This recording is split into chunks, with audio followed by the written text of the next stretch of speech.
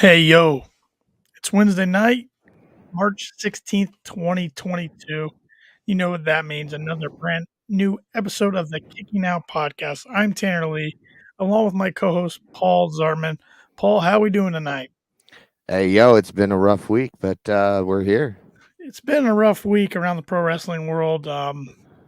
As I assume everybody watching and listening to this podcast is already aware, legendary WWF, WCW, WWE, even TNA wrestler Scott Hall, also known as Razor Ramon, passed away earlier this week on Monday at the age of 63. Yes, very sad. And it was a really, really weird thing because he was dead, then he wasn't, then he was, then he wasn't, then he finally, unfortunately, was.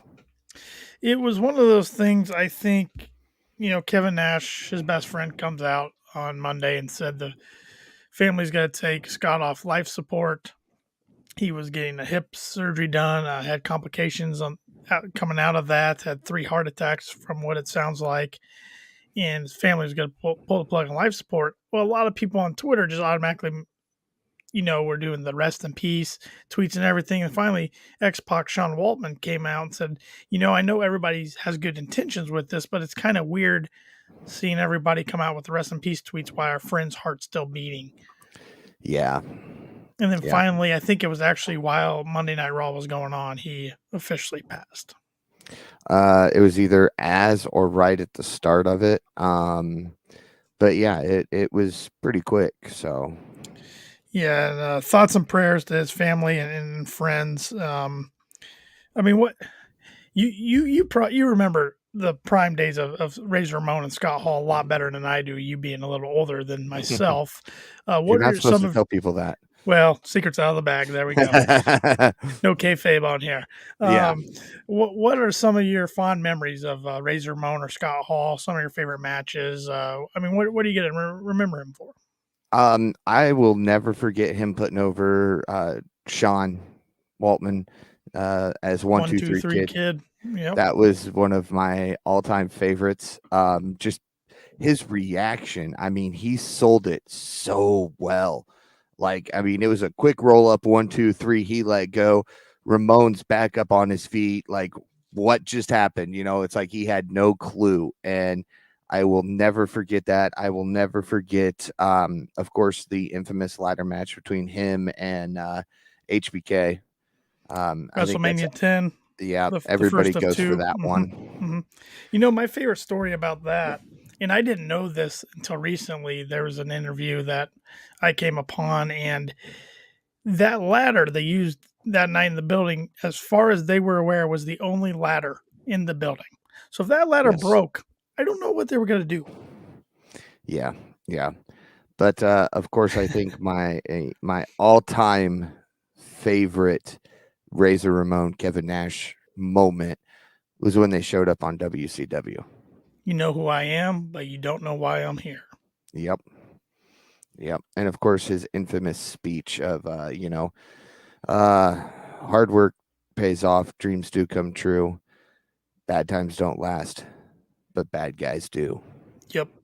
Yep. And that's how I was going to close the show tonight, but Oh well. no, that's okay. That's all right. That's all Well, right. you'll get it again at the end of the show. There we That's go. probably the best line ever said at a WWE Hall of Fame induction speech during a Hall of Yes. Fame induction speech. But yeah, I mean, I don't remember his WWF days as Razor Ramon. I was too young, but I do remember his Scott Hall days at the NWO, especially with the Wolfpack. I mean, I had Scott Hall figures. I remember, his rivalry with Sting was big. When I was young, I had the figure of him with the fake Sting mask. Um, the Goldberg stuff, the cattle prod at Starrcade '98. Um, yeah, just what a legendary figure. I mean, you look back at him and Kevin Nash coming into WCW as the outsiders. If they don't leave WWF for WCW, the curtain call never happens. Nope. Triple H goes on to win King of the Ring that year like he was supposed to, so he doesn't get suspended. Austin 316 never happens. No. The whole Exactly. business is different. I mean, Steve Austin probably would still be a star, but Austin 316 was a cultural movement the NWO, if it does happen at all, I mean, there's no guarantee it would even happen without Scott Hall, but if it does happen, it's definitely not the same. So I mean, that decision by him and Nash to go over to WCW was just a ripple effect on the pro wrestling industry as we know it today. Oh yeah, because if they wouldn't have gone, you wouldn't have seen. Lex probably wouldn't have jumped ship either. We Bret wouldn't have got Hart, DX probably. yeah, yeah. DX was the answer to the NWO, to the Outsiders and Hogan. So, I mean, there's just a lot of things would be different if they would have said, you know what, we're just going to stay right here. The only good thing we probably wouldn't have got that we did was fake Diesel and fake Razor, but that's a story for another day. But definitely rest in peace to Scott Hall. Legendary figure, in my opinion, best pro wrestler to never win a world title.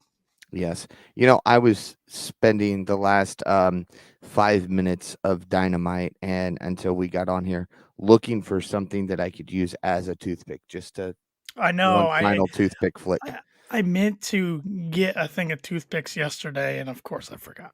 Imagine that, me forgetting something. But you never. No. I It's always like a bear come through. trap there.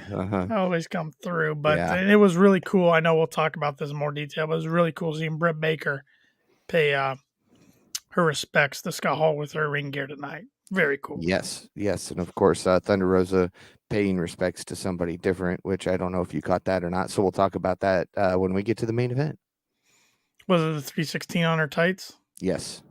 Well, it is 316, and that was another tip to me that she was going to win.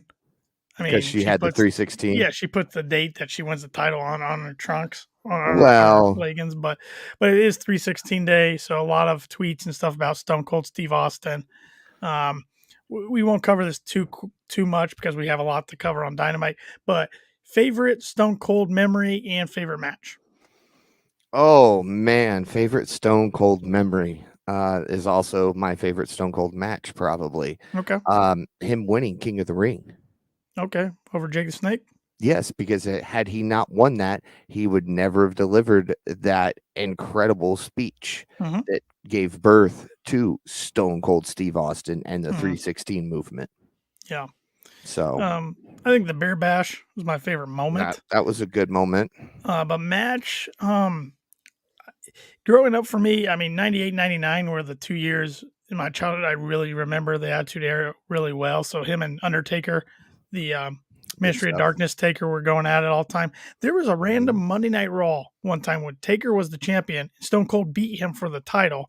That was the first time I had seen a title change on an event that wasn't a pay-per-view.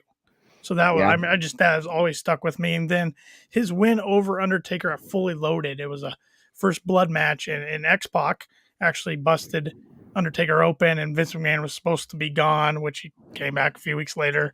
That was always one I'll always remember too. So those are two that just stick. I mean, there's tons going back, on Peacock and the archives and watching, but those are two I remember vividly growing up. Yes. Lots of good moments from Austin. Lots of great moments from Scott Hall, Razor Ramon. We could dedicate a whole show to they even faced off. Yes. At WrestleMania 18, but that was that wasn't the greatest. Wasn't match, the best. No. But all right. Without further ado, you ready to dive into this? I am ready. Good show tonight. Great show tonight. It starts off as usual with Jim Ross saying it's Wednesday night, and you know what that means. He did say "Hey yo" before yes, that. He did. Yes, he did. Caught a quick "Hey yo" in there. Of course, he welcomes Excalibur and Tony Schiavone to tonight's show as we head for our opening contest of Adam Cole and Red Dragon versus Jurassic Express at Hangman Adam Page. When I heard the pop for Adam Cole and Hangman tonight for their entrances, I'm like, this crowd's going to be on fire. And this crowd brought it tonight. Ooh, this might have been the best AEW Dynamite crowd of the year so far. And of course, it's only just going to continue to stay that way. I hope so. They've got a lot of great upcoming venues and events, and I think we're going to see a lot of fans react like that. Yeah, I know last week there was a lot of people coming on the crowd at the Hertz Center, in Fort Myers, Florida. I think they've overrun Florida a little bit for the time being. They need to get away from it a Yes. little bit. Yes. Even Bailey's place. I mean, just stay Yeah, away from Florida as much as you can, yeah. at least Give for it a a few break for a few months. months, then you can go back because I see that more and more. They're hitting the same areas over and over again with even upcoming shows, which some of them are due. Like New Orleans, they haven't been yet. They're going there in a couple weeks. That was a show that's been rescheduled like a million times. But Yeah. some of these markets, they need to be careful not to overrun. Yes. Vegas, I'm just looking forward to that because we finally get Double or Nothing back in Vegas. And T-Mobile Arena is a great, huge stadium. Oh yeah. So yeah, that's gonna be a great environment. Oh yeah.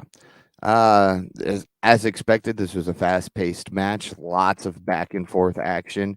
The crowd really didn't pick a side. They were just kind of behind everybody here. I mean, that's what Adam Cole. You have to put him in as a heel right now, a storyline. But the crowd loves the guy. It doesn't matter if Oh he's heel or yeah. babyface. He's always going to get one of the biggest reactions of the night. So He's always gonna get that Adam Cole baby how can and he the not? It's just boom he's a every cool time. guy. I mean, Yep.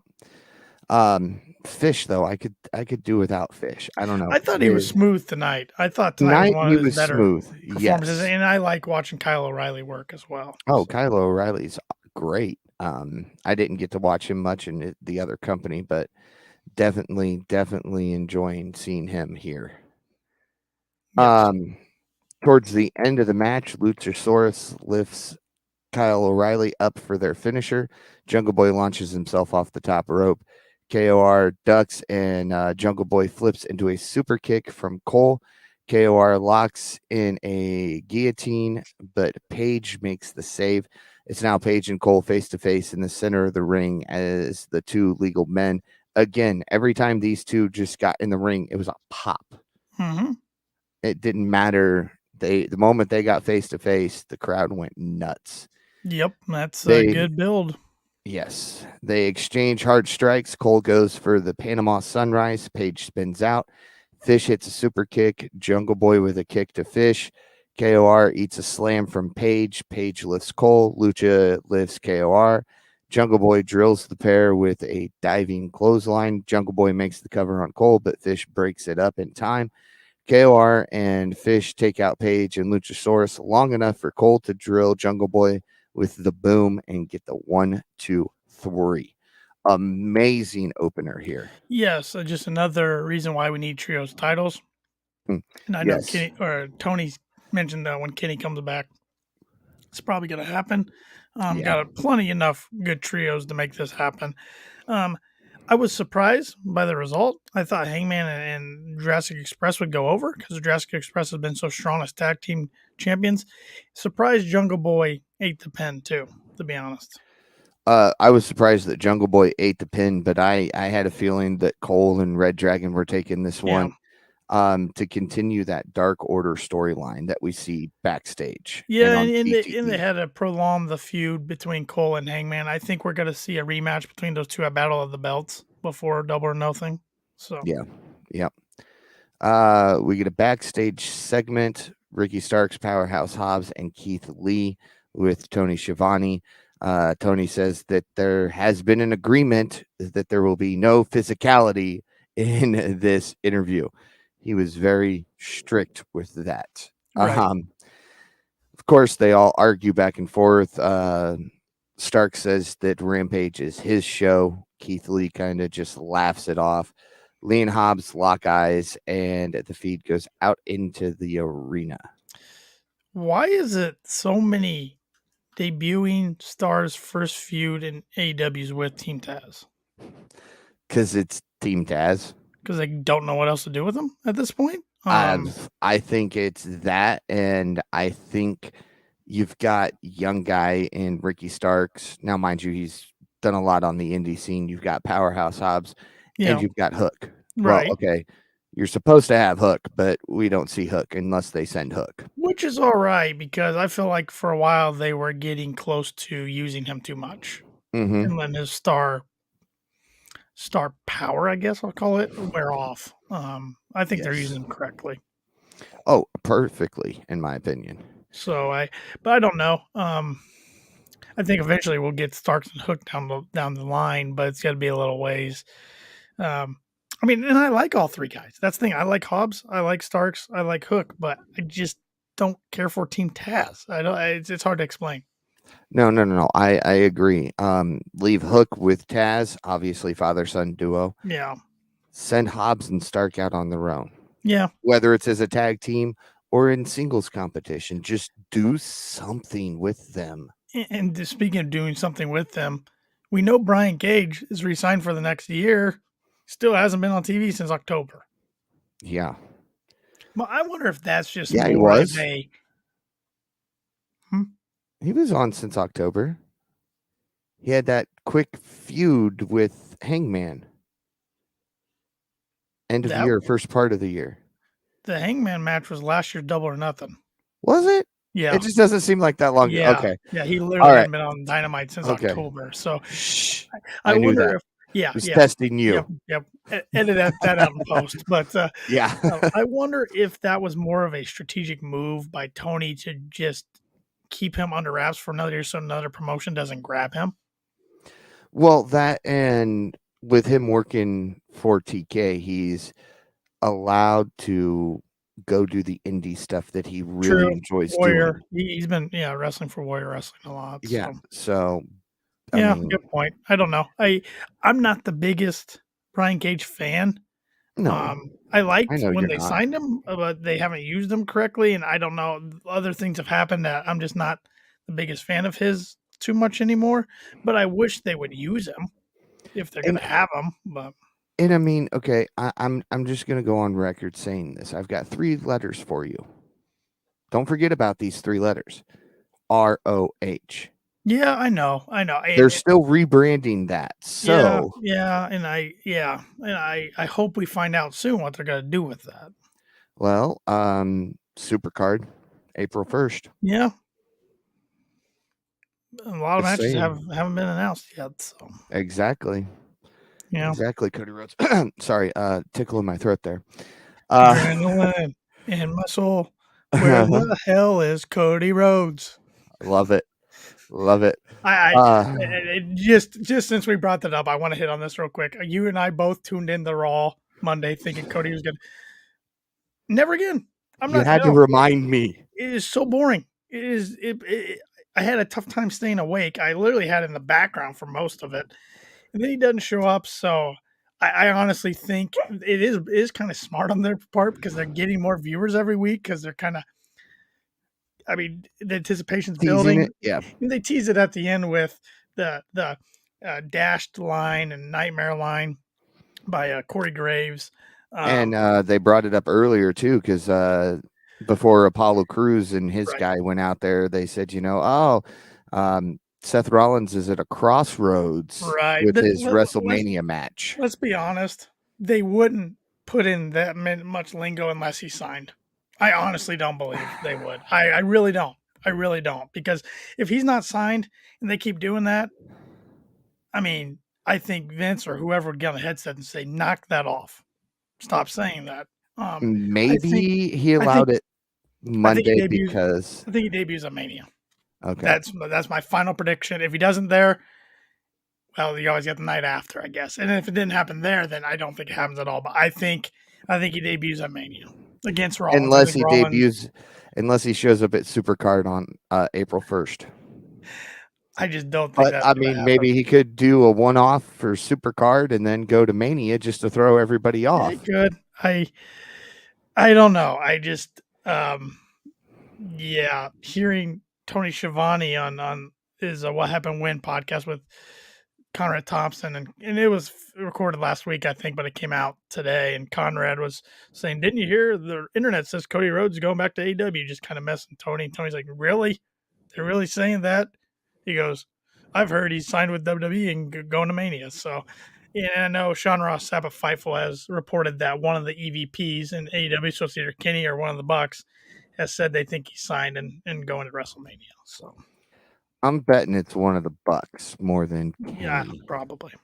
But of course, chances are Kenny is still backstage as in his EVP role. So we will see what happens. I'm kind of over it at this point. It's dominating the headlines so much, and me too. Just show up somewhere, Cody. yep. End of story. Yep. Hashtag show up Cody. Back to where we're going. Before our next matchup, we see Chris Statlander looking into a mirror. She says something needs to change following her loss to Layla Hirsch at Revolution. Chris teases that she's ditching the alien gimmick, and we head back to the ring for match number 2 of the night. I like this, and I know we're going to kind of talk about this match number 2. I think the best friends are going to be subtracting some members, and I think that's what needs to happen because their group's getting too big. Yes, I think but see, here's the problem. I like the setup of her, Statlander, and Orange Cassidy. They play well off of each other, but with the addition of Danhausen, you kind of got that same setup with Cassidy now. So Right. she's being overlooked in the best friends group now. And Danhausen, I'm hoping he gets healthy enough soon that he can actually wrestle. I know. I mean, even if he doesn't, I'm enjoying just his ringside stuff. His facial reactions were hilarious tonight. Oh, I mean, I know he were great. didn't do anything outlandish. He He didn't wasn't curse cursing anybody tonight, but his reactions were pretty funny if you paid attention to him. Yes, and of course, I love how JR was explaining Danhausen to William Regal. Yeah, he's very, very nice, very evil, and you could just tell Regal had no response. Yeah, Regal was fantastic tonight on commentary. I want more of that. I even liked him putting over Excalibur. I thought that was pretty cool. Well, yeah, because everybody craps on Excalibur on commentary, and I think he's fantastic. Yeah, he's gonna help carry that company. But Regal's a gem. I listened to his interview today on Talk Is Jericho, and it was really good. Really emotional episode, but really good. I got an hour and a half drive ahead of me tomorrow morning, so maybe that's what I'll do on my way. I learned a lot about the guy, and I would put it towards the top of AEW signees in the last couple of years. Well, of course, I will say, yes, Regal was great on commentary tonight, but you could tell it was not one of the first, but it's been a while since he went scriptless on commentary, because there was a lot of pauses, a lot of backtracks, and I thought it was great though, because it showed that he's human. Right. You know, you get so used to other places where, well, there's Danielson and Yuta starting this one off. Danielson slams Yuta to the mat, rakes his forehead. Oh, wait, that's what I'm doing now. But that's what you see a lot of. There's so much just scripted, read everything, don't veer from this whatsoever. And it was nice seeing Regal actually be able to do that tonight. Yep, I agree. But yeah, like I said, in our best friends Danielson Moxley matchup, Danielson and Yuta started it off. A lot of great back and forth action on this one. This actually went longer than I expected. Me too. It over delivered. I thought it was going to be 5 minutes or so, but it went longer, and it was a really good match. And Yuta and Chucky T held their own. Yes. You're not a best friends fan. I'm not. But you gotta give Chucky and Trent credit when credit's due. Oh, absolutely, and that's what I'm doing right now. They are great in the ring. They are very underrated in the ring. And Yuta is still young enough that the post-match stuff that I'm really looking forward to talking about. The man's got a bright future ahead of him. Oh, absolutely, yeah. Towards the end of the ring, Yuta. Danielson delivers his patented kicks to Yuta's chest. Yuta slides out before the last one, lands some chops to the chest. Moxley's back in and takes out Yuta. Danielson hits a German suplex and a cover, but Yuta lifts the shoulder after a count of 2. And this kind of threw them both off. I thought that was great. Danielson's little laugh there, like, did this really just happen? Okay, you want more? All right. Yeah. Yuta struggles to his feet, clinging onto Danielson's kick pads and tights to stand back up. Danielson makes the tag to Moxley, who locks in a bulldog choke and gets the tap from Yuta. Yeah, these guys are so good. I like this tandem together. I like Regal. I like this hopefully growing stable. Yes. I think it's AEW fans can agree it's one of the best things going in the company. Easily. Yep. After the match, the best friends bring Yuta back to his feet, and as they're about to walk out, Yuta slowly pushes Orange Cassidy's hand away and gets in the ring. Yuta extends his hand to William Regal, who slaps him. Yuta gets in Regal's face, which, if you paid attention to commentary, he said when he slapped Moxley and Danielson, he wanted them to punch him, and they didn't. So the fact that Yuta gets up in Regal's face, even though Danielson was quick to slide in there as if he was going to break it up, it was really nice. Danielson, Moxley, Regal all laugh. Yuta smirks, and it appears as if Yuta has joined the stable. Well, he kind of says, I was trying to hear what Regal said. He kind of, what I was hearing, he kind of said, "Not yet. You're not ready." And then you just said, "I'll be back." So I think it's gonna happen, but maybe not right now. Yeah. I mean, I liked it. I liked the different side of Wheeler Yuta. I like him getting more TV exposure. I mean, they didn't bring those guys' names up by accident a few weeks ago. No. Lee Moriarty, Daniel Garcia, Wheeler Yuta. They're gonna make some type of up and coming stable with these savvy vets. So it's gonna be really cool. Oh yeah. Up next, Judas Hits. One of the loudest groups of fans singing Judas that I have heard in a while.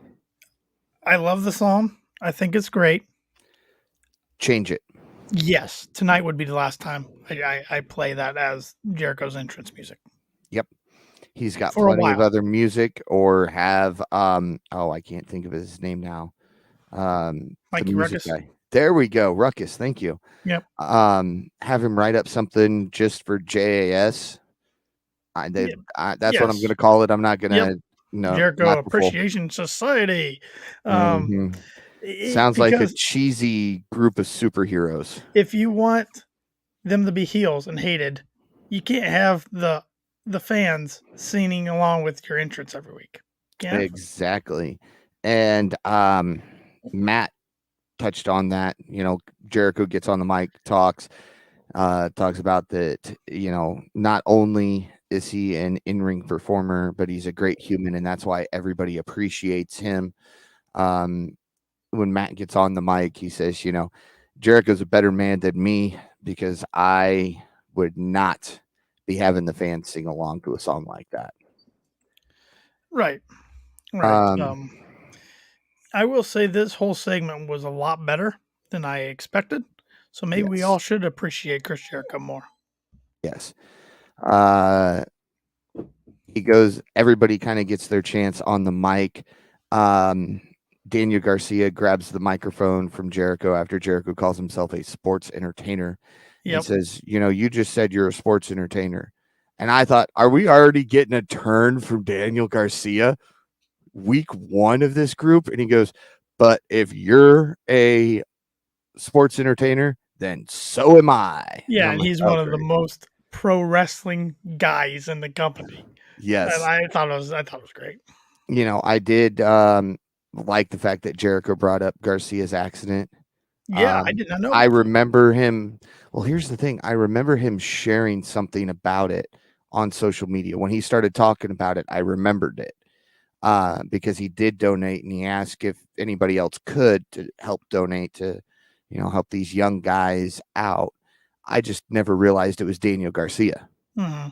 They were indie guys as far as I knew. Jericho renames Matt Lee to Daddy Magic Matt Maynard, and Jeff Parker is now Cool Hand Angelo Parker. It's gonna take me forever to get used to these guys' names, but it made me laugh. Matt and Parker is what I'm calling them from now on. Yeah, it's you know what I like about this. I don't like the group's name. They should have went with Inner Circle 2.0. It was right in front of their faces, but bad idea from stupid creativity. But he explained it a little bit tonight. Why, and what I like about this, what I liked about the Inner Circle, Jericho's giving back to the business. He's building younger stars up. Oh, absolutely. I don't think we're going to see Jericho do as much in ring anymore. Even though I will say he's in the best shape right now he's been in his AEW. Oh, my Lord. So. Yeah, this is the first time I remember seeing him have abs. Yeah. In Purple 30 Jacket years. Tonight too. Different jacket, but same shade of purple that he wore the night of the Yep. introduction of the Inner Circle. So Yes.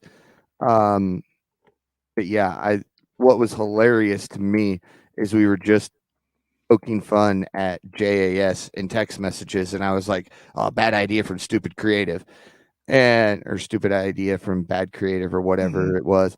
And then Jericho turns around and uses the exact same line again about 2.0, and I'm like, man, we're getting too good at predicting these little things like that. I did not see him dropping Kevin, his former best friend Kevin, out there in the Yeah, I segment. know that was shout out to Kevin, who should have come to AEW, but we won't go into that. He's gonna get stunned here in a few weeks, so Yeah, yeah. But yeah, he mentions Owens and the fact that he said, "Hey, these two guys just lost their job. Have them on. That's why they appreciate him. Garcia appreciates him for the money he donated. Hager has always appreciated him." And then everybody's IQ dropped by 20 points when Hager got on the microphone and that's putting it said nicely. whatever he said. We're sports entertainers. We're the JAS, and we beat up pro wrestlers. Keep that man off the microphone, please. Jericho calls himself the last great mind in pro wrestling. Jericho says, "Remember the date, March 16th, 2022, the new era in WWE, the sports entertainment era." Jericho AEW, says, you mean? "Yes, that's what I meant. Sorry, sports entertainment." I immediately switched to the other company. Oh, man. Jericho says the Jericho Appreciation Society, or that they're the Jericho Appreciation Society, and that's entertainment. So he's Le Champion. You know, he's The the influencer, Painmaker, demo god. influencer, the demo god, now the sports entertainer. Yes. Another recreation of himself. Got to give it to the guy. Always keeping himself fresh. Everything from Lionheart to Yep. Y2J to the sports entertainer. Yep. We now get a video package highlighting the feud between Serena Deeb and the returning Hikaru Shida. I didn't realize she was this ready to come back. Yeah, it's been going on for a while. It doesn't seem like it to me. Remember, I thought that somebody was just on TV when it was back in October. Yeah. Sorry. May, October, only a month or two, it's January, February, May, October, March. I can't keep it straight. Yeah. Up next, the TNT Championship. Scorpio Sky takes on Wardlow. This match went about like I expected it to. Yep. There were a couple different spots in here that I wasn't expecting. The Wardlow Paige Van Zant segment was made me chuckle. He just starts flexing and everything, the chest, and she's looking, and then of course Austin has to get in there and go, "Whoa, what are you doing? That's my wife, so here, watch this," and make out with her. And I laughed that he was going to try to powerbomb him. I'm like, really? In real life, he could drop you. I think, Wardlow, you're a big guy, but this guy's a professional fighter. Yeah. But no, I gotta be honest. The American Top Team stuff, I'm coming around on it with this group. I thought it was funny. Drop Austin wore and I'm fine. One of the titles out there. Yes, so. The interim TNT Championship, not the official one. Yeah. It's the interim one. I could do without Austin. I'm not a big fan of him so far. Hopefully, they can get him to loosen up a little bit, but because right now he's just too stiff. Yeah. But yeah, Sky ends up picking up the victory thanks to Sean Spears and MJF, who interferes. Spears walks out with 2 chairs. I thought we were going to get a concerto at some point. And then MJF slams Wardlow into the turnbuckle or the ring post and ends up Scorpio Sky wins. After the match, Austin immediately jumps back in, attacks Wardlow. Wardlow takes him out and comes face to face with MJF, sets him up for the power bomb, but Spears hits him in the back with a chair. I didn't think that Wardlow should have gone down, or I think Wardlow should have gone down after the first hit because of the fact that he had just had the match. Yeah, I could see both ways. I Or mean, I two get shots both taking the big ways. guy down, but Yeah. I I thought MJF would cost Wardlow the match, but I was kind of hoping it would be some kind of no finish or something. I don't like him taking the pinfall. He's still 46-8. You're I right. still You're think it's a right. pretty good record. And it took a lot to put him down. He fought the guys off as best he could. And I liked how commentary kept saying he must have rubbed guys the wrong way because nobody's coming out to help him. The crowd chant for CM Punk, but nobody does come out to help him as he ends up getting a chair right to the head Yep. and the diamond ring to the head. MJF hands Dan Lambert a stack of cash. An American Top Team leaves Yep. the area. MJF wallops Wardlow with the ring yet again, celebrates with his foot on Wardlow's chest, plants a kiss on the ring as we head to a commercial break. Yep. We should get Wardlow and Spears in due time, and then Wardlow MJF probably a double or nothing. Yep. I think that's exactly where we're going. Mm-hmm. Back from break, we see TBS champion Jade Cargill backstage alongside Smart Mark Sterling with Alex Marvez. Alex asks Jade about how she feels about being in the cusp of 30-0. Mark interrupts and says Marvez should be ashamed of himself for not wearing green at St. Patty's Day Slam. Asks if he's scared of getting pinched, but he guesses being pinched is better than getting the kiss of doom. Cargill asks if anyone is ready to face that bitch. Yeah, I wonder who's it going to be. Do you think we get somebody outside the company coming in? You know, I sit here and I look at this and I go, I don't know. I almost think mean, we have to because she's went through the whole roster. exactly. Babyface women. With that record, who's left in the company? I What know. about I'm botching her name right now. Formerly known as Ember Moon, has been calling oh her out on yeah. Twitter a lot. Yeah. Yeah.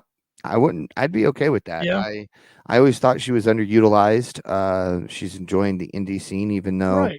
she's gotten some massive backlash for stuff and fans have said a bunch of mean things to her. But I know the one show she was at, she took on Thunder Rosa, and Thunder Yeah, grabbed the mic after the match and said, "No, we don't do that." yeah. Like whoever they bring in, they don't have to sign necessarily. They can just bring off for a big name in for a one-off. But I think it needs to be a big name, being it's going to be potentially for 30-0. Yeah, yeah. And do you think we see this big name beater? No, not yet. I No, think they keep riding it for a while in 2022. I guess I'm just not. I'm not on the Jade Cargill Yeah, I train know. yet. Sorry. I know. Oh, I still think she's got a ways to go, but I think that's how good she already is and will be. They're just building her kind of like, I mean, it's a female, their own female version of Goldberg in a way. Yeah, I know. But remember, Goldberg was like 20-0, and next thing you know, he's like Oh, I know 20, that was so padded. This is a 32-0, legit 20. This 90-0. is a legit 29-0. Yeah, Yes. yeah, they padded those so bad, She got up, or and she can Goldberg wrestle got up longer to a than Bill. point. She can wrestle longer than Bill. So. I can wrestle longer than Bill. What are you talking about? Oh, sorry. Bill, stay away. Stay over there. I don't want speared. I was gonna say I would pay to watch you and Goldberg in the ring, though. I'd pay some No, good cash. no. The only way I do it's if I bring my Billy Club. Yeah, you better hit it pretty good because Once or twice. Yeah. Yeah. Oh, and I forgot to mention something during the Jericho segment before we move on to our next match. Let's not forget Jericho did say he reads all the tweets that people or all the mean things people say about him on Twitter and on social media. So Tanner, please stop being so mean to Jericho. Appreciate the man. Hey, just as long as I don't get blocked. I haven't seen him block too many people unless No, it's something. Yeah, he usually goes back at them. Yeah, it's got to be something extremely bad for him to block them. There's a lot of idiots out there, though. So, and they've probably all just made the list. Oh, sorry. Anyway, up next, Private Party versus the Hardys. Now, see, I've seen a lot over the last few days where fans are upset that Excalibur referred to them as the Hardy Brothers. I'm not. They're not. They boys are the anymore. Hardy They're Brothers. men. Yeah, I And they're like brothers. the Yeah. Hardys. Yeah, they're men. They're not boys anymore. They even referred themselves to Jeff referred to themselves as the Hardy Men the other day in an interview. So it's Yeah. yeah, it's fine. It's just let's enjoy them. This is gonna be their final run together, most likely. They're probably gonna put over a lot of younger talent eventually, but we're gonna get some good matches. We're probably gonna get Hardys in the Bucks again, which was fantastic in ROH. We're gonna probably get Hardys in FTR. I mean, Hardys and Private Party tonight was a fun new little feud, and the crowd popped so much for the Hardys. The Hardys are timeless. They're over. Jeff Hardy, like I texted you, is one of the most over wrestlers of all time. Doesn't matter what promotion he's in, Nope. crowd loves the guy. Yep. But I do gotta say, I think it's Mark Quinn. It might be Isaiah Cassidy. Whoever it is needs to drop the girlish scream. Yeah, I don't know which It one it was is. fun for a while. Now it's just overdone. And something about Private Party I've noticed since they've debuted in 2019 in AEW. I was wrong. I always thought Mark Quinn was the bigger star of the two. Isaiah Cassidy is so underrated. Yeah. And I'm not saying Mark Quinn's bad. I just think Isaiah Cassidy has rose his level that much the last few years to where he's surpassed Mark Quinn. Isaiah Cassidy's really, really good. Yes. Yes. But yeah, there was a lot of great back and forth action throughout this match. We see Private Party go to hit their own little version of Poetry in Motion, and Matt stopped that from happening with a very powerful drop. But was that when they were going for gin and juice and he had a side effect, or was that a Maybe different that's part of what it the? was. Or was that a different part of it? Because that was towards the end of the match. That might have been it. Because I then think Jeff, it that looked might like he be was going to right. go for a swanton, but he was too. Mark Quinn was too close to the turnbuckle, so he just hit a regular splash. Yeah, and then went for the cover. Isaiah kicked out. Yep. Yep. Yeah, and then we get Jeff and Matt both hitting the twist Yep. of fate. Jeff goes up top, lands the swanton Yep. perfectly on As Shivani Isaiah. kept calling it Sinton Bomb. I'm like, it's Senton bomb. Swanton, Tony, even though this is your first match you've ever called with Jeff Hardy in it. With the Hardys. Yeah. So He was so excited. Yeah. Oh, my first match call of the Hardys is tonight. I get JR, you've done this for years. I get to do it tonight for the first time. And Excalibur's just like, I do too. Yeah. Big podcast coming up with both of them on Friday. It's the Extreme Life of Matt Hardy with John Alba. They're both on it this week, and Jeff, I guess, talks about his AEW debut and his departure from WWE. So check that podcast out if you haven't already. It's part of the ad-free shows podcast, and it's just another really good one to put on your weekly list. All right. And of course, the Hardys pick up the victory as we all knew they would. After the match, Andrade, Alex the assistant, the Butcher, the Blade, and the Bunny, now officially AFO, make their way to the ring. Andrade takes off his suit jacket. They surround the ring alongside Private Party. Darby's music hits. Him and Sting make their way to the ring, accompanied with a skateboard and bat. The AFO retreat to the back, and we head to a commercial break. What made me laugh about this, and I know it's pro wrestling, so I'm way too critical about this, and maybe it's on the cameras, but they're all just surrounding the ring and still just standing there when the music and entrance are happening. It's like, why don't they just go in and start beating them up? Yeah, but it is what it is. That's me being too critical. Although AFO rolls off the tongue better than Way HFO better. or God. AHFO. Yeah, it does. You're 100% correct. Thank you, Jeff. Yep. No kidding. We saw the seeds planted for months, and it finally came through. We head to commercial break and come back. The ring is now surrounded by a steel cage. Oh, one thing we haven't mentioned yet is the little segment with FTR and the Young Bucks backstage. Oh yeah, because I didn't have that in. I don't see that in my notes. Basically, the Bucks came up and brought up or some. I don't remember who was interviewing the FTR. I think it was Alex. Was it Alex? And asked or it might have been Tony. Asked them about firing Tully, and yeah, they were talking about it was a movie that needed to be made, and then the Bucks come up and start talking trash, being the heelish Bucks, and Nick in that leprechaun outfit. Oh my god! Only Nick Jackson could pull that off, but yeah, I want to see this match so bad. I want to see round 2. I want to see it in front of a sold out house. FTR as the baby faces this time against heel Bucks. It would be very intriguing. Mm-hmm. And one thing a lot of people caught on Twitter, and there's been some rumors going around the last few weeks about this, but there was no really traction until tonight because the Bucks said the best manager there ever was. Could we see Bret Hart do some work with FTR and AEW? He has before. Yes, he I brought mean, out remember, the he world brought title out, at yeah. 2019 Double or Nothing, which supposedly was originally supposed to be Ric Flair, and they pivoted. I wonder But why. again, but Yeah. you know, we got the Owen Hart Cup coming along. We got Owen Hart action figures, video game. I mean, they got that whole partnership with Martha Hart. Maybe there's All something because there. I they mean, asked. I know Brett probably doesn't want to travel all the time. Doesn't have to be a full time. But even if it's for like one storyline, gosh, I'd love to see Bret Hart in AEW. Yeah. Yeah. You know, I didn't even think about that when they said it. Yeah, the way I he said it, was, they put emphasis on it. So yeah. And see, that's the thing. That's why I don't think I picked up on it because I'm going, all right, well, we've got Arn, we've got Tully, but Arn's barely Bobby's used anymore on dead. TV. Well, yeah, you know, we can't get Bobby the Brain Heenan. No, We can't get Gorilla Monsoon, no. the Mouth of the South. Yeah, right. And like you mentioned, and I mentioned, they've used Brett before. So Yeah, so that and Dax here Harwood, it makes if you sense. follow him on Twitter, he posts stuff in Bret Hart clothing every week, and Mhm. Bret's his favorite. He talks about Bret all the time. I don't think it's all just coincidence. Probably not. Yeah, Probably not. yeah. Um, yeah. So now it's time for the main event. I was looking forward to this one, Thunder Rosa and takes it delivered. on AEW Women's Champion Dr. Britt Baker, DMD. She came out by herself. Yeah, which really threw me because I'm like, all right, so they're under the ring. I mean, that's where my brain went. Oh, she's by herself because they're already under the ring.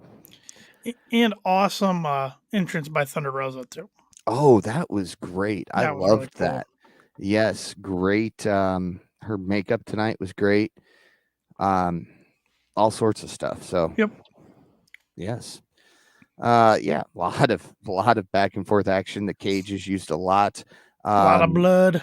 Yeah, shout out to Austin Shepard who texted us during this match that said, "So is this more like a Hell in a Cell Yeah, style I didn't even match?" think about that at I the didn't time, and I'm either. like, he's exactly right. This is Hell in a Cell rules. I mean, Yeah.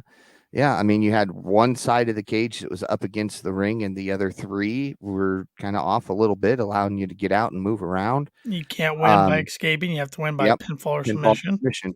So yeah, that's exactly what it was. Um, in the middle of the match, we see Britt Baker take out Paul Oh my Turner. god. That was brutal. Yeah, good for Paul taking that shot. Yeah, it's a heck of a He's bump. always in the way. Great ref though, but he's always in the way. I think he's supposed to be. Oh, I know. I love it. Aubrey Edwards makes her way down to take Paul Turner's spot. Baker makes a cover over Rosa after Rosa got a 10 plus count on her. Yep. Thanks to the fans for that one. Yep. Acted as the ref there. But yeah, Baker makes a cover. Rosa kicks out at 2.5. Baker unloads forearm shots on Rosa. Baker yells at Edwards as usual, who yells right She's part back. of the conspiracy. She's part of the conspiracy against Britt Baker. Yep. Aubrey yells right back and gets a big pop from the crowd. Baker tosses Rosa into the corner, sets up 4 chairs. Rosa's busted open pretty badly. Baker puts Rosa on the top rope. Baker sets up another trip of chairs, making it 7. Baker grabs an 8th chair, starts stabbing it into the ribcage of Rosa. Baker goes up top, grabs Rosa for a Spanish fly. Rosa fights back, grabs Baker by the hair. Baker fights back. They trade a number of punches. Rosa with a headbutt, and Baker slams Baker's head off the cage, and Baker goes crashing into the chairs. Here's one thing that I've realized with pro wrestling, sports entertainment, whatever you want to call it. If you set up a number of chairs, you're going through them. Sure. Yep. except on the flip side, earlier in the match, Britt set up the chairs in a pile, and Thunder went through them. So Well, both ladies took some nasty bumps on the chairs tonight. yes. Well, I don't necessarily count throwing them in a pile as setting them Yeah, up, but I mean, still if would you hurt. take the time to unfold every single Yeah, chair that you're going to I use, I hadn't you're seen that going through it. before. I hadn't seen a spot like that before. I thought that was really unique and creative. It was, and shout out to those ladies for pulling it off Hmm. too. Well, these ladies Um, have fantastic chemistry. I was trying to think in my head. The only other two ladies I can remember in my time of watching wrestling that have chemistry like this, Lita and Trish. yes, yes, this reminds me a lot of their feud. Whenever these two get Um, together, it's gonna be magic. It's oh, just they're so absolutely. good. It's been over a year that these two have been going at it.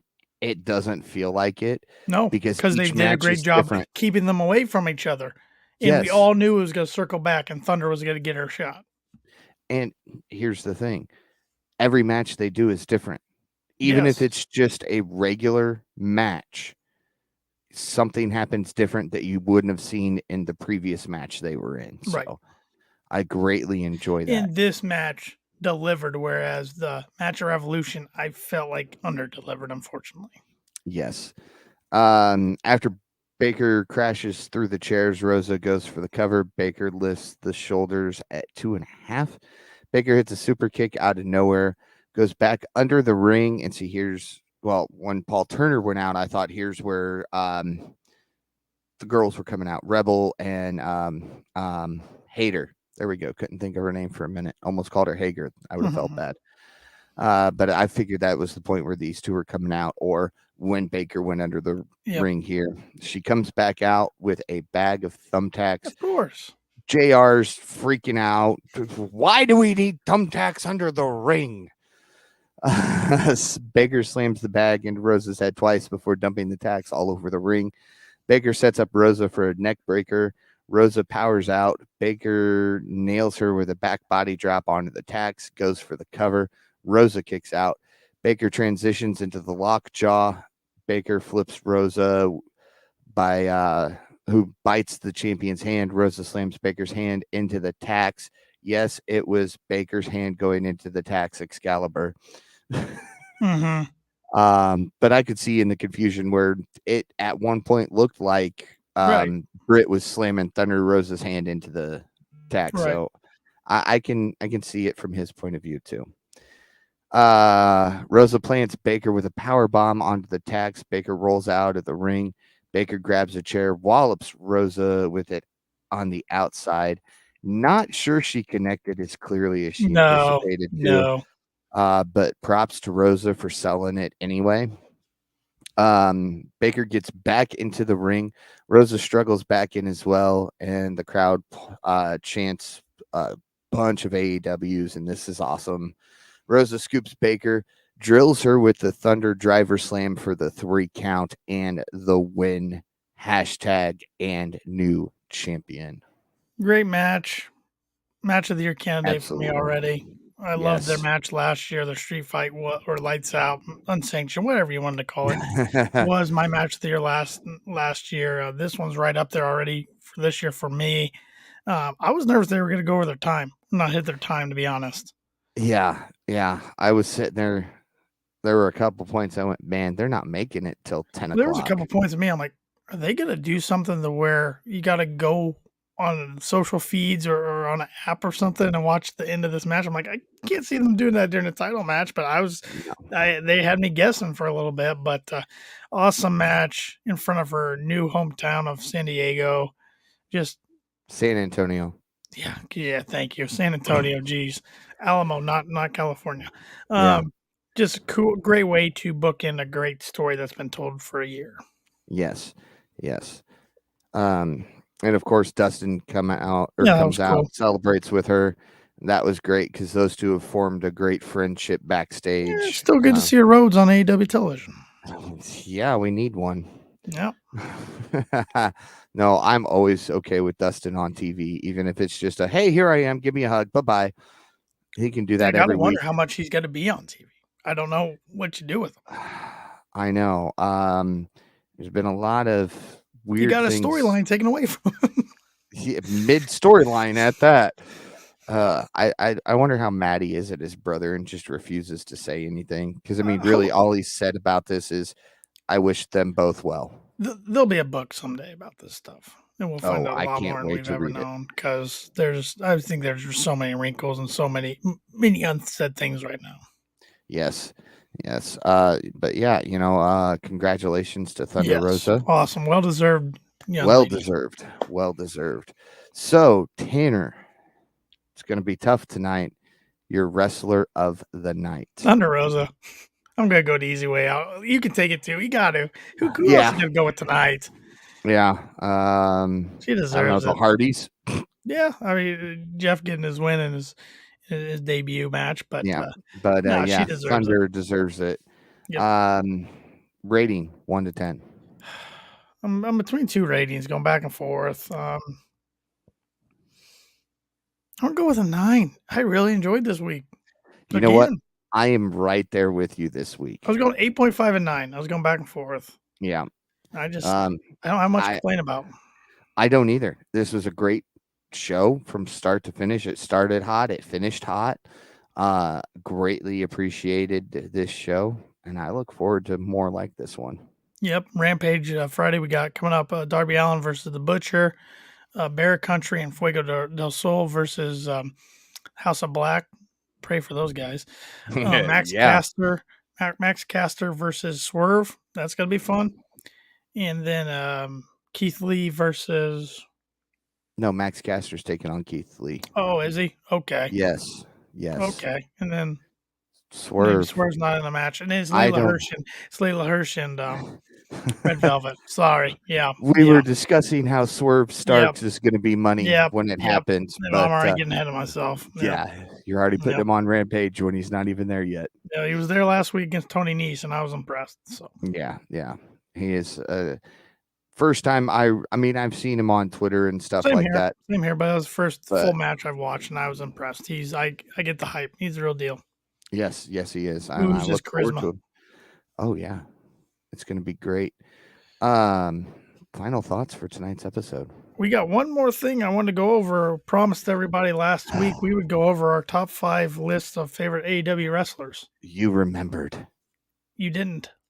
Oh, I did. Okay. I did. And I will say this is a male only list I came up with. I can come up with a female list, or I can do an intergender list sometime, but I only came up with males. I want to hear your number 5, Paul. My number 5, Ricky Starks. Okay. I mean, he's young. He's suffered through a few injuries, so we don't always get to see him, but he's charismatic. He's got a bright future ahead of him, and I can't wait to see what this kid can do. My number 5 is Mr. CM Punk. Okay.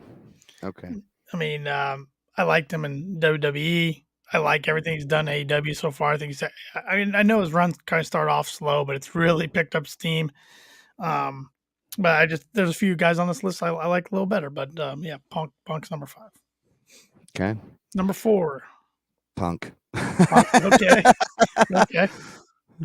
Okay. My number 4 is Adam Cole, baby. Okay. All right. So you're ready for my number 3, aren't you? Yes. Dante Martin. Okay. I thought Starks and Martin would be on your list, but I wasn't sure where. Okay. Yep. Okay. All right. My number 3, this is a guy I didn't realize how much I missed watching him wrestle until he's taken away from us. And that's Kenny Omega. Yes. I can agree with you on that one. I took it for granted. And to hear about all the injuries he had, and he was still giving us 5-star matches last year, makes me so excited for what he's going to do when he's 100% healthy. Yeah. All right. Number 2. This was tough for me. But I went with him anyway. Darby Allin. Okay.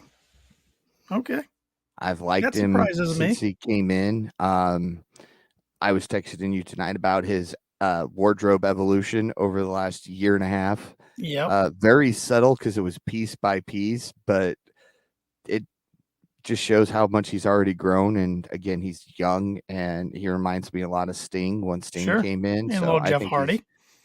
I think he's got a bright future ahead of him. My number 2 is Sammy Guevara. Okay. And this was a guy I was not high on when AEW started. I didn't like the panda head gimmick. Even when he's in the circle first, I'm like, why is he in there? Grown on me, not just because of his his vlog. I about said vlog, like Ethan Page. Yeah. Not just because of his vlog, which I enjoy watching every week, but he just gets better and better. I'm afraid he's going to kill himself one of these days doing a crazy stunt, but he's entertaining to watch. Yeah. Now, see, he was in my original top 5. Okay. But I had to switch Darby just because I love everything about Darby. Who is your number 1? Well, you've already had him, Kenny Omega. Okay. I wouldn't have guessed that. I would not guess he was your favorite. Yeah. I probably marked out a little too much when he showed up for the first Double or Nothing press conference or whatever the heck that thing was called. Everybody marked out because, I mean, everybody kind of assumed he was coming to AEW, but there was still that possibility he was going to go to WWE. So, yeah. But yeah, I've actually seen Kenny wrestle outside of AEW, one of the few that I have that wasn't in WWE. But yeah, I've always really enjoyed Kenny, and I was super excited when he signed, and I can't wait till he gets back in that ring. Yeah, like I said, when he's 100% healthy, my goodness, watch out, world. Yep. Because he was already injured when he won the belt. So yeah, I mean, not only was he injured, he's been going through vertigo. I mean, I can't imagine the things he wrestled through in 2021. He carried the company. Yeah. My number 1, Mr. Mayhem, Wardlow. I think everybody knew that was coming after the last few weeks. Yeah. He teased that up pretty well. Like I said, if Cody wouldn't have left, Cody would have been number 1. Wardlow would have been number 2. Yeah. Yes, he would have. So I had to have a new number 1. I do have some honorable mentions though. Mm-hmm. Jon Moxley. Okay. Jungle Boy. Okay. Ethan Page. All right. Ethan Page is mostly for his vlog, I will say. I will say that. Jungle Boy, I think's got so much potential, and then Moxley's just. I mean, how can you not like Jon Moxley? Yeah, and I'll give you 3 of my honorable mentions because it was easy to come up with a top 10 list. And I did, in the Bucks are my favorite tag team. I think we can both agree. I didn't want to split them up and do that, so I didn't even consider putting them. Because you probably would have picked one Jackson, and I would have picked the other. Probably. But my honorable mentions would be Sammy Guevara, Jon Moxley, and Scorpio Sky. Scorpio, yeah. Always been an SCU fan. Yeah, and you want to talk about SCU a little bit tonight? Well, not on here. Okay. I got you. I will say I have something in store, and it involves SCU. It's not for the podcast, so stay tuned to our social media. Okay, I'm interested in that. Okay. Mm-hmm. Well, the last thing I got to plug is our merch store. We got the promo code Madness going on. That's all caps MADNESS. That's through April 10th. Free shipping. Got some new designs on there. They are NWO inspired. They're not to a T. This was made by me. The design is not just a exact ripoff of NWO. It's similar font, but a little different spray paint, a little different shape. But we got all different colors on there. We got the Wolfpack colors. We got the black and white colors. I put a nice green color on there for St. Patty's Day, or some could say it's the LWO. I don't care. I even got a blue on there for you BWO fans. So whatever floats your boat, go on there. We also got KOP coffee mugs, hoodies, T-shirts, tank tops, a little bit of everything. So please support our podcast and look great doing so. And the link to that store is on all of our social media channels. You stole my line. You got more to talk about, so I'm out. Oh man. All right. Well, with that, be sure to follow Kicking Out Podcast on all social media at Kicking Out Pod. Be sure to follow Tanner Lee at Tanner Lee92. Be sure to follow the best KOP champion in history, myself, at Paul Zartman 921. We'll see how good I am at a triple threat match at the upcoming pay-per-view with Austin Shepard, who's going to join us for that one. So, yeah, I will successfully defend there too. I'm feeling confident. Quick plug here. If you are a fan of wrestling, as I am, and as Tanner is, check out Functified Wrestling Federation. They are making their Manchester debut this Saturday at the Town Life Center. I still got some tickets available if you're interested in going. Hit me up on social media, and we'll get you hooked up with some tickets. Otherwise, I hope to see you come out to the show. If you've never been, it's going to be a good time.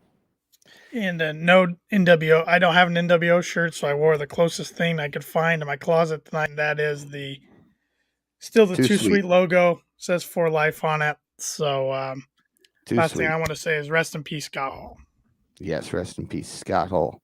And well, I hit it earlier, so you go ahead and hit it and take us out. I'll say my normal, and then I'll let you wrap it with yours. And join us again next week as we kick out yet another podcast.